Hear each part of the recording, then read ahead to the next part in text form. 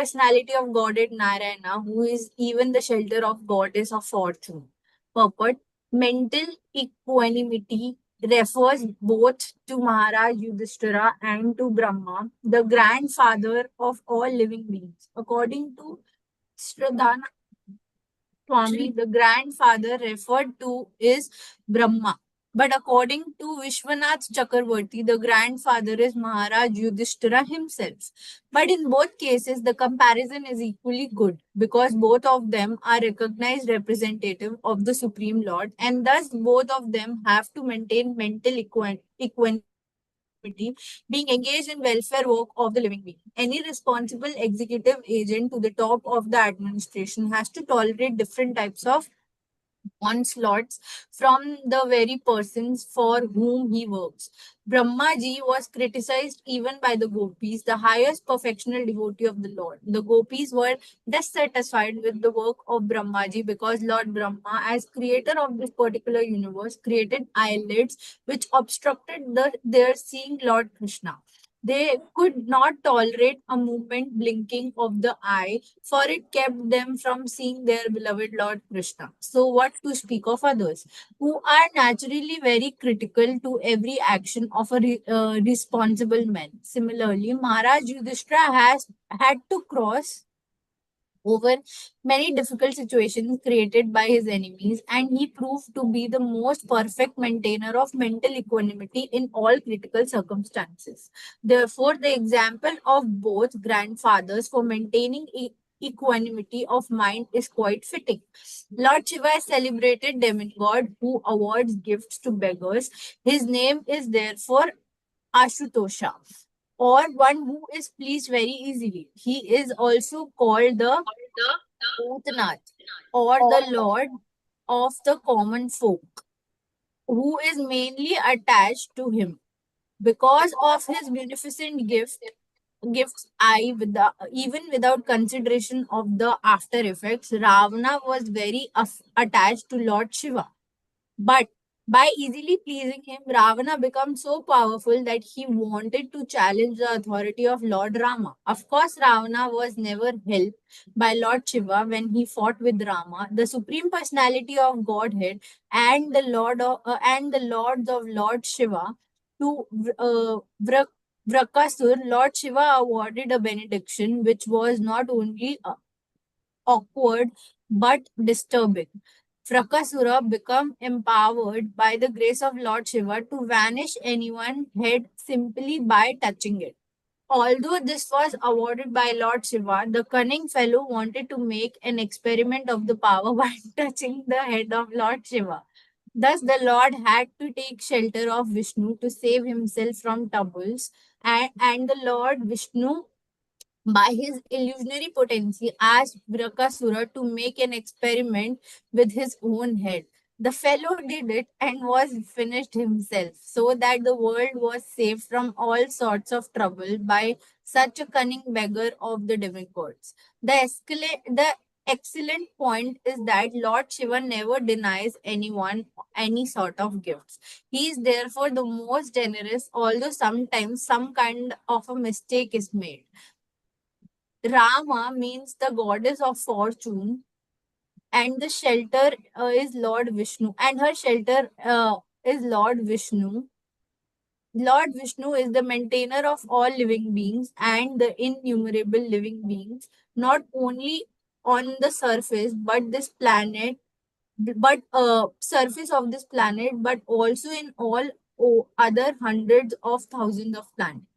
All of them are provided with the necessities of life for the progressive march towards the end of self realization. But on the path of sense gratification, they are put into difficulties by the agency of Maya, the illusionary energy, and so travel the path of false plan of economic development. Such economic development is never successful because it is illusionary. These men are always after the mercy of illusionary goddess of fortune, but they do not know that the goddess of fortune can live only under the protection of Vishnu. Without Vishnu, the goddess of fortune is an illusion. We should therefore seek the protection of Vishnu instead of directly seeking the protection of goddess of fortune. only Vishnu and the devotees of Vishnu can give protection to all. And because Maharaj Parikshit was himself protected by Vishnu, it was quite possible for him to give complete protection to all who wanted to live under his rule. Thank you, Mataji. Anyone else who would like to read the next shloka? Manikanta Prabhu, would you like to go ahead? Yes, Mataji. Yeah. Yes, Mataji. सर्वसद्गुणमाहात्म्ये एष कृष्णाम् अनुव्रता रान्तिदेव इवोदारो यया ययातिरिव धार्मिका. Translation: This child will be almost as good as Lord Sri Krishna by following in his footsteps. In magnanimity, he will become as great as King Rantideva, and in religion, he will be like Maharaja Yayati. Purport: The last instruction of Lord Sri Krishna in the Bhagavad Gita is that one should give up everything and should follow in the footsteps of the Lord alone. Less intelligent persons do not agree to this great instruction of the Lord, as ill luck would have it. But one who is actually intelligent catches up this sublime instruction and is immensely benefited. Foolish people do not know that association is the cause of acquiring qualities. Association with fire makes an object hot, even in the material sense. Therefore, association with the Supreme Personality of Godhead makes one qualified like the Lord. As we have discussed previously, one can achieve 78% of the good godly qualities by the Lord's intimate association. To follow the instruction of the Lord is to associate with the Lord. The Lord is not a material object whose presence one has to feel for such association. The Lord is present everywhere and at all times. It is quite possible to have his association simply by following his instruction, because the Lord and his instruction and the Lord and his name, fame, attributes, and paraphernalia are all are all identical with him, being absolute knowledge. Maharaj Parikshit associated with the Lord even from the womb of his mother up to the last day of his valuable life, and thus he acquired all the essential good qualities of the Lord in all perfection. Rantideva, an ancient king prior to the Mahabharata period, referred to by Narada Muni while instructing Sanjaya, as mentioned in Mahabharata, Drona Parva 67. He was a great king, liberal for hospitality and distribution of foodstuff. Even Lord Sri Krishna praised his acts of charity and hospitality. He was blessed by the great Vasishtha Muni for supplying him cold water, and thus he achieved the heavenly planet. He used to supply fruits, roots, and leaves to the rishis, and thus he was blessed by them with fulfillment of his desires. Although a Kshatriya by birth, he never ate flesh in his life. He was especially hospitable to Vasishtha Muni, and by his blessings only he attained the higher planetary residence. He is one of those pious kings whose names are remembered in the morning and evening. Yayati, the great emperor of the world and the original forefather of all great nations of the world, belonged to the Aryan and Indo-European stock. He is the son of Maharaja Nahusa, and he became the emperor of the world due to his elder brothers becoming a great and liberated saintly mystic. He ruled over the world for several thousands of years and performed many sacrifices and pious activities recorded in history. Although his early youth was very lustful and full of romantic stories, he fell in love with Devayani, the most beloved daughter of Shukracharya. Devayani wished to marry him, but at first he refused to accept her because of her being a daughter of a Brahmana. According to Shastras, a Brahmana could marry the daughter of a Brahmana. They were very much cautious about Varna Shankara population in the world. Shukracharya amended this law of forbidden marriage and induced Emperor Yayati to accept Devayani. Devayani had a girlfriend named Sharmista, who also fell in love with the emperor and thus went with her friend Devayani. Shukracharya forbade Emperor Yayati to call Sharmista into his bedroom, but Yayati could not strictly follow his instruction. He secretly married Sharmista also and begot sons by her. When this was known by Devayani, she went to her father and lodged a complaint. Yati was much attached to Devayani, And when he went to his father-in-law's place to call her, Shukracharya was angry with him and cursed him to become impotent. Yati begged his father-in-law to withdraw his curse, but the sage asked to ask, uh, Yati to ask youthfulness from his sons and let them become old as the condition of his becoming potent. He had five sons, two from Devayani and three from Sharmishta. From his five sons, namely Yadu, Turvasu, Drugyu, Anu, and Puru, five famous dynasties, namely the Yadu dynasty, the Yavana or the Turk dynasty, the Bhoja dynasty, the Mlecha dynasty, Greek, and the Kaurava dynasty, all emanated to spread all over the world.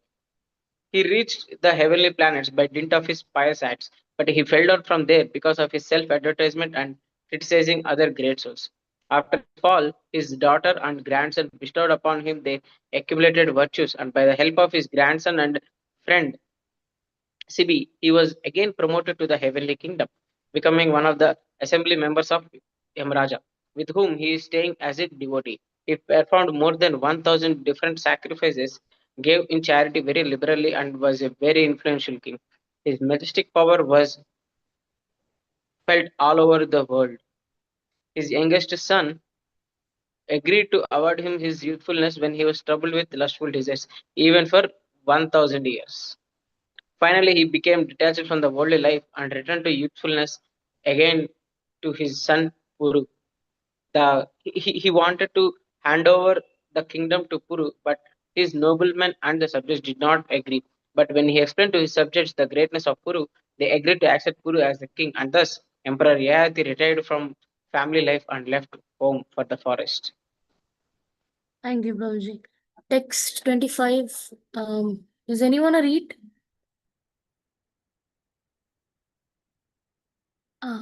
I can read then. धृत्ये बलि समाः कृष्णे प्रह्लादे इव सद्ग्रह अहर्ता ईश अश्व अश्वमेधानं वर्धानं Paryupakshaha. Translation. This child will be like Bali Maharaj in patience, a staunch devotee of Lord Krishna like Prahlad Maharaj, a performer of many Ashwamedha sacrifices, and a follower of the old and experienced men. Purport. Bali Maharaj, one of the 12 authorities in the devotional service of the Lord, Bali Maharaj is a great authority in devotional service because he sacrificed everything to please the Lord and relinquished the connection of his so called spiritual master who obstructed him on the path of risking everything for the service of the Lord. The highest perfection of the religious life is to attain to the stage of unqualified devotional service of the Lord without any cause or without being obstructed by any kind of worldly obligation. Bali Maharaj was determined to give up everything for the satisfaction of the Lord, and he did not care for any obstructions whatsoever. He is the grandson of Prahlad Maharaj, another authority in the devotional service of the Lord. Bali Maharaj and the history of his dealings with Vamanadev are described in the 8th canto of Srimad Bhagavatam.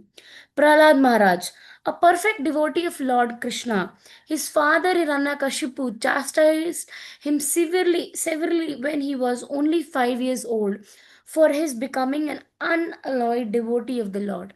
He was the first son of Hiranyakashipu and his mother name was Kayadu.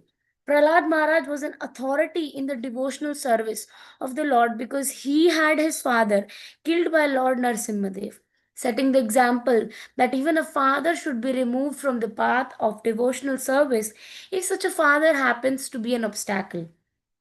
He had four sons, and the eldest son, Veronica, is the father of Vali Maharaj, mentioned above.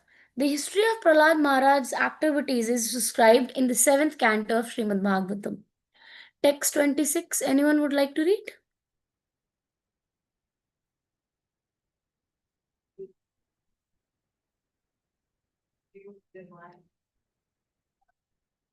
Hare Krishna. Hare Krishna. Can I read one? Yes. Rajarshīnām janayita shasta chotpagaminām nigrahita kaleresha bhuvo dharmasya karanat. This child will be the father of the kings who will be like sages.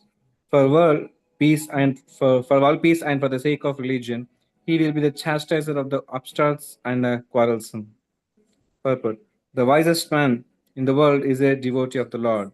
The sages are wise men, and there are different types of wise men for different branches of knowledge. Unless, therefore, the king or the head of the state is the wise man, he cannot control all types of wise men in the state.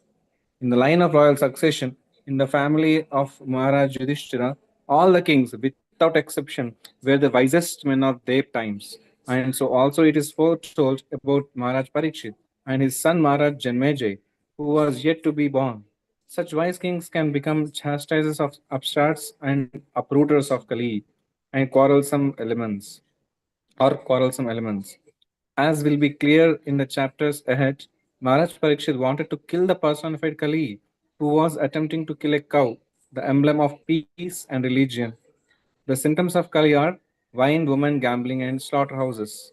Wise rulers of all states should take lessons from Maharaj Parikshit in home to maintain peace and morality by subduing the upstarts and quarrelsome people who indulge in wine, illicit connection with women, gambling, and meat eating supplied by regularly maintained slaughterhouses. In this age of Kali, regular license is issued for maintaining all of these different departments of quarrel. So, how can they expect peace and morality in this state? The state fathers, therefore, must follow the principles of becoming wiser by devotion to the Lord, by chastising the breaker of discipline, and by uprooting the symptoms of quarrel. As mentioned above, if we want blazing fire, we must use dry fuel. Blazing fire and moist fuel go ill together. Peace and morality can prosper only by principles of Maharaj Parikshit and his followers. Thank you, Prabhuji. Anyone else would like to read? Text 27. Can I continue this one verse? Yes, definitely, Prabhuji. तक्षकात् आत्मनो मृत्युं द्विजपुत्रोपसार्जितात् प्राप्तस्य त उपसृष्ट्या मुखसङ्घ मुक्तसङ्गः padam हरेः. After hearing about his death, which will be caused by the bite of a snake bird sent by a son of Brahmana, he will get himself freed from all material attachments and surrender unto the personality of Godhead, taking shelter of him. Purport. Material attachment and taking shelter of the lotus, sorry, material attachment and taking shelter of the lotus feet of the Lord go ill together. Material attachment means ignorance of transcendental happiness under the shelter of the Lord. Devotional service to the Lord, while existing in the material world, is a way to practice one's transcendental relation with the Lord. And when it is matured, one gets completely free from all material attachments and become competent to go back home, back to Godhead.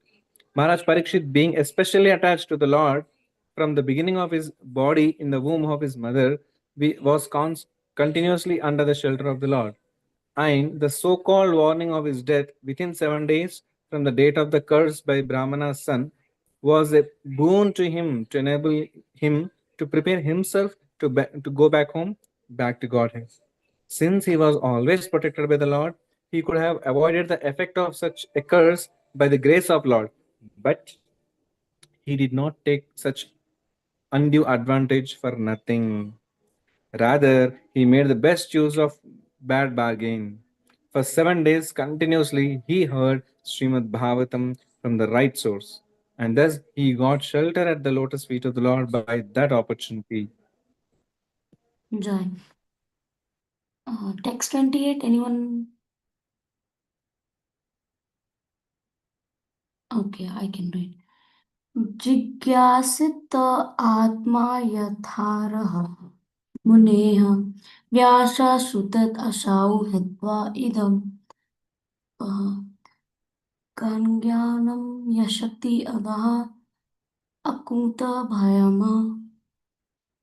After inquiring about proper self knowledge from the son of Vyasadeva, who will be a great philosopher. He will renounce all material attachment and achieve a life of fearlessness. Purport. Material knowledge means ignorance of the knowledge of oneself. Philosophy means to seek after the right knowledge of oneself or the knowledge of self realization. Without self realization, philosophy is dry, speculation, or a waste of time and energy. Srimad Bhagavatam gives the right knowledge of one's own self, and by hearing Srimad Bhagavatam, one can get free from all material attachment and enter into the kingdom of fearlessness. This material world is fearfulness. Its prisoners are always fearful as within a prison house. In the prison house, no one can violate the jail rules and regulations, and violating the rules means another term for extension of prison life. Similarly, we in this material existence are always fearful. This fearfulness is called anxiety. Everyone in material life, in all species and varieties of life, is full of anxieties, either by breaking or without breaking the laws of nature. Liberation or mukti means getting relief from these constant anxieties. This is possible only when the anxiety is changed to the devotional service of the Lord. Srimad Bhagavatam gives us the chance to change the quality of anxiety from matter to spirit. This is done in the association of a learned philosopher like the self realized Sukadeva Goswami, the great son of Sri Vyasadeva. Maharaj Parikshit, after receiving warning of his death, took advantage of this opportunity by association with Sukadeva Goswami and achieved the desired result. There is a sort of imitation of this reciting and hearing of Srimad Bhagavatam by professional men. And their foolish audience thinks that they will get free from the clutches of material attachment and attain the life of fearlessness. Such imitative hearing of Srimad Bhagavatam is a caricature only, and one should not be misled by such a performance of Bhagavatam Saptaha undertaken by ridiculous greedy fellows to maintain an establishment of material enjoyment. Next, text 29. Anyone else? Manikanta Prabhuji? Yes, Mataji. इति राज्ञा उपदेश्य उपादिश्य विप्रा जातका को विदा लब्धापचीया चितयः सर्वे प्रतिजग्मुः स्वकान् गृहान्. Translation. Yes. Mataji, can you scroll down? Yeah. Yes. Thus, who were expert in astrological knowledge and in performance of the birth ceremony, instructed King Yudhishthira about the future history of his child. Then, being sumptuously remunerated, they all returned to their respective homes. Purport. The Vedas are the storehouse of knowledge, both material and spiritual, but such knowledge aims at perfection of self realization. In other words, the Vedas are the guides for the civilized man in every respect. Since human life is the opportunity to get free from all material miseries, it is properly guided by the knowledge of the Vedas in the matters of both material needs and spiritual salvation. The specific intelligent class of men who were devoted particularly to the knowledge of Vedas are called Vipras, or the graduates of the Vedic knowledge. There are different branches of knowledge in the Vedas, of which astrology and pathology are two different branches necessary for the common man. So, the intelligent men, generally known as the Brahmanas, took up all the different branches of the Vedic knowledge to guide society. Even the Department of Military Education, the Nurveda, was also taken up by such intelligent men, and the Vipras were also teachers of this section of knowledge, as were Dronacharya, Krupacharya, etc. The word Vipra mentioned here is significant. There is a little difference between the Vipras and the Brahmanas. The Vipras are those who are expert in Karma Kanda or fruitive activities, guiding the society towards fulfilling the material necessities of life, whereas the Brahmanas are expert in spiritual knowledge of transcendence. This department of knowledge is called Gnana Kanda, and above this there is the Upasana Kanda. The culmination of Upasana Kanda is the devotional service of the Lord Vishnu, and when the Brahmanas achieve perfection, they are called Vaishnavas. Vishnu worship is the highest of the modes of worship. Elevated Brahmanas or Vaishnavas engaged in the transcendental loving service of the Lord, and thus Srimad Bhagavatam, which is the science of devotional service, is very dear to the Vaishnavas. And as explained in the beginning of the Srimad Bhagavatam, it is the mature fruit of Vedic knowledge and is superior subject matter above the three khandas, namely karma, gnana, and upasana. Amongst, amongst the Karmakanda experts, the Jataka expert Vipras were good astrologers who could tell all the future history of a born child simply by the astral calculations of the time, Lagna.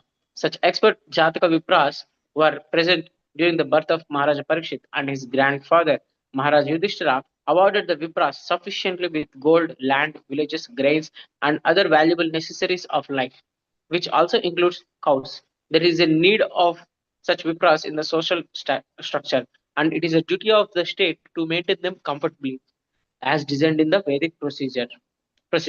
Such expert Vipras, being sufficiently paid by the state, could give free service to the people in general, and thus this department of Vedic knowledge could be available for all.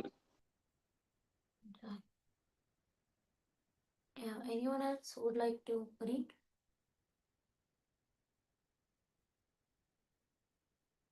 Okay, I can read. श एष लोके विख्यातः परीक्षित इति यत् प्रभुः पूर्वं दृष्टम् अनुद्यायम् परीक्षेत नरेषु इह. Translation. So his son would become famous in the world as Parikshit because he would come to examine all human beings in his search after that personality whom he saw before his birth. Thus he would come to constantly contemplate him. Purport. Maharaj Parikshit, fortunate as he was, got the impression of the Lord even in the womb of his mother, and thus his contemplation on the Lord was constantly with him. Once the impression of the transcendental form of the Lord is fixed in one's mind, one can never forget him in any circumstance. Child Parikshit, after coming out of the womb, was in the habit of examining everyone to see whether he was the same personality whom he first saw in the womb.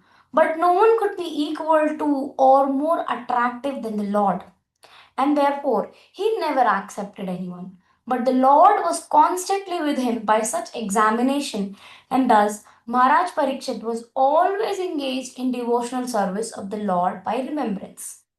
Srila Jiva Goswami remarks in this connection that every child, if given an impression of the Lord from his very childhood, certainly becomes a great devotee of the Lord like Maharaj Parikshit. One may not be as fortunate as Maharaj Parikshit to have the opportunity to see the Lord in the womb of his mother, but even if he is not so fortunate, he can be made so if the parents of the child desire him to be so. There is a practical example in my personal life in this connection.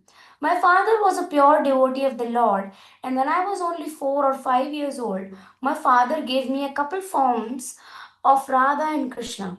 In a playful manner, I used to worship these deities along with my sister, and I used to imitate the performances of a neighboring temple of Radha Govinda.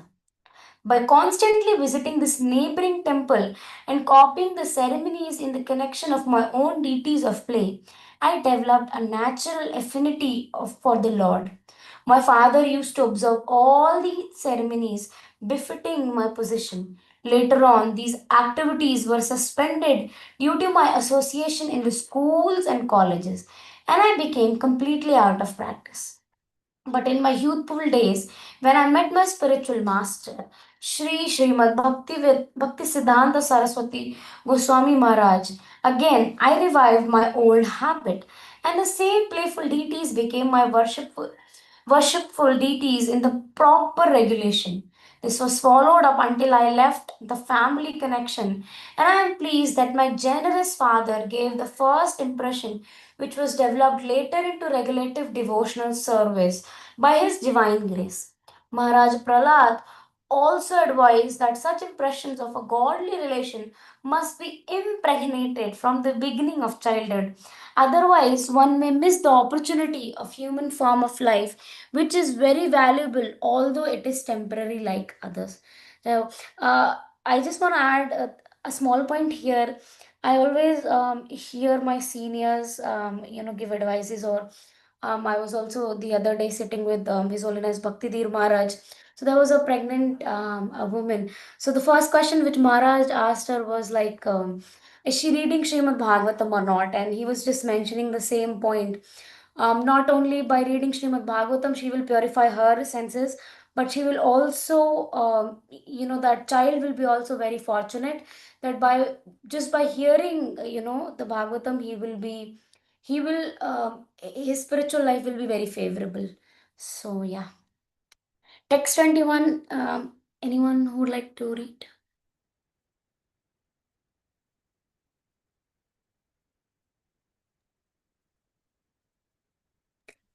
Power of Garbhadana Samskarana.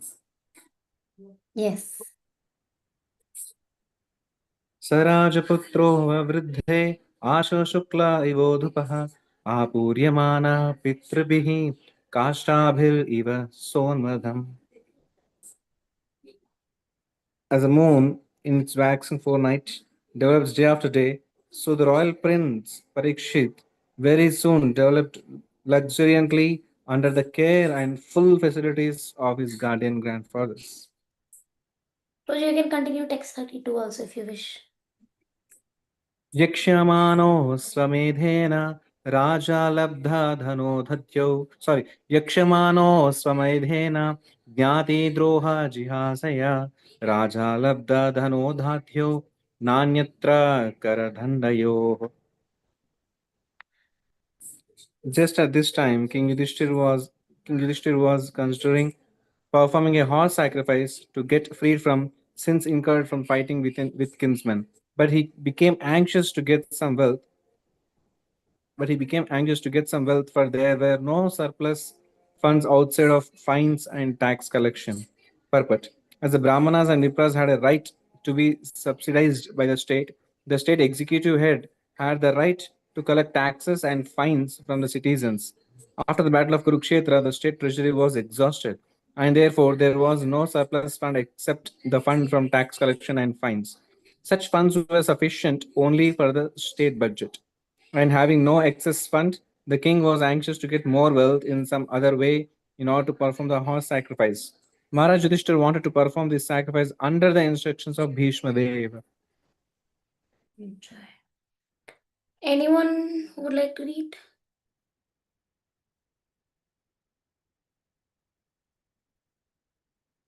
Okay.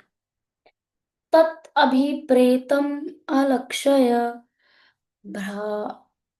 भ्रात्रः अच्युत्य कोडिन् कोडितः धनं परहीनम् अहारुह उद्देशं दिशि भूरिशः. Translation: understanding the hearty wishes of the king, his brothers, as advised by the infallible Lord Krishna, collected sufficient riches from the north left by King Maruta. Purport: Maharaja Maruta, one of the great emperors of the world, he regained over the world long before the region of Maharaj Yudhishthira. He was the son of Maharaj Avikshit and was a great devotee of the sun god known as Yamaraja. His brother Samvrata was a rival priest of the great Brihaspati, the learned priest of the demigods. He conducted one sacrifice called Sankara Yajna, by which the Lord was so satisfied that he was pleased to hand over to him the charge of a mountain peak of gold. This peak of gold is somewhere in the Himalayan mountains, and modern adventurers may try to find it there. Yes, this is true. He was so powerful an emperor that at the day's end of sacrifice, the demigods from the other planets like Indra, Chandra, and Brahaspati used to visit his palace. And because he had the gold peak at his disposal, he had sufficient gold in his possession. The canopy of the sacrificial altar was completely made of gold. In his daily performance of sacrificial ceremonies, some of the inhabitants of the Vayuloka were invited to expedite the cooking work of the ceremony. And the assembly of the demigods in the ceremony was led by Vishwadeva. By his constant pious work, he was able to drive out all kinds of disease from the jurisdiction of his kingdom. All the inhabitants of higher planets like Devaloka and Pitraloka were pleased with him for his great sacrificial ceremonies. Every day he used to give in charity to learned Brahmanas such things as bedding, seats, conveyances, and sufficient quantities of gold. Because of munificent charities and performances of innumerable sacrifices, the King of Heaven, Indradeva, was fully satisfied with him and always wished for his welfare. Due to his pious activities, he remained a young man throughout his life and regained over the world for 1000 years. Surrounded by satisfied subjects, ministers, legitimate wives, sons, and brothers. Even Lord Sri Krishna praised his spirit of pious activities.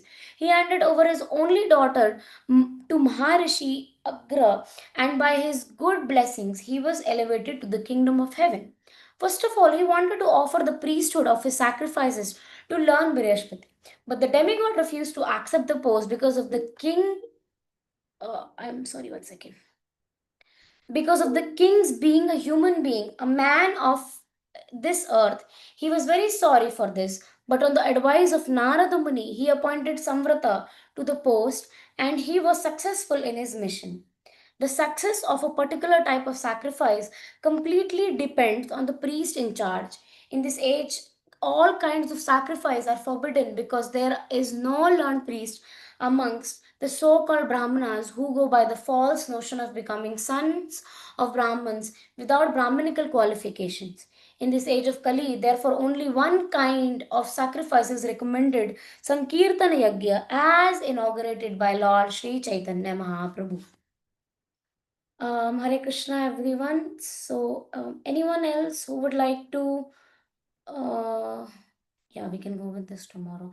Anyone else who would like to share their realizations on all the slokas which we have gone through?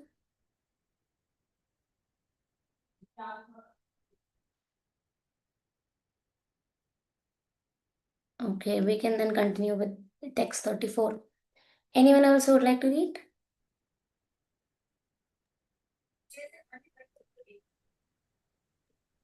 Mataji, I guess it's 8:45.